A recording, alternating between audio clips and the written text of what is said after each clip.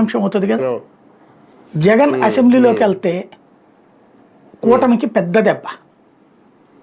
జగన్ రాకూడదని వీళ్ళు మనస్ఫూర్తి కోరుకుంటున్నారు. అందుకే తనని రెచ్చగొట్టేది.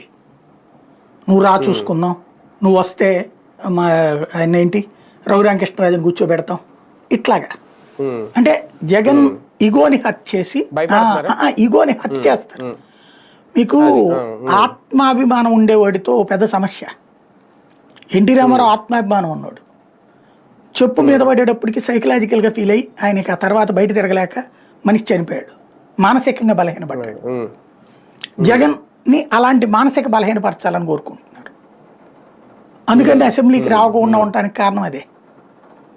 బయట కూడా అట్లాగే హ్యూమిలేట్ చేస్తున్నారు, బయట మాత్రం తట్టుకుంటున్నాడు అతను.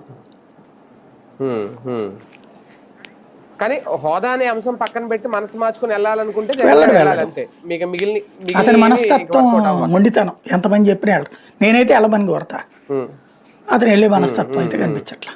అంటే ఇప్పటికే నేరస్తులు ముసుగులో రాజకీయాలు చేస్తున్నారు, అది దాన్ని ప్రచారం చేస్తున్నారు కదా. రేపు పొద్దున్న ఎన్నికలకు ముందు 4 ఏళ్ళు అయిపోయిన తర్వాత 5 ఏళ్లలో ఒక్కసారి కూడా ప్రజల తరపున ప్రతిపక్షంలో ఉండి కూడా రాలేదు, ఇలాంటి నాయకుడు మీకు మళ్ళీ కావాలని ప్రచారం చేసుకునే అవకాశం వీళ్ళకి ఇచ్చినట్టు అవదా?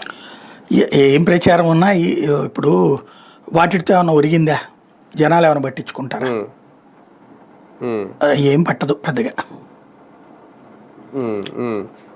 ఒకటి సార్, తెలుగుదేశం పార్టీకి సంబంధించి ఈ వారం తగిలిన షాకుల్లో ఒక రకంగా ఇటు రాజధాని ప్రాంతంలో, అమరావతి ప్రాంతంలో రైతుల నుంచి వచ్చిన వ్యతిరేకత కానీ, భూముల విషయంలో, భూ సమీకరణ విషయంలో, నెల్లూరు దగ్గర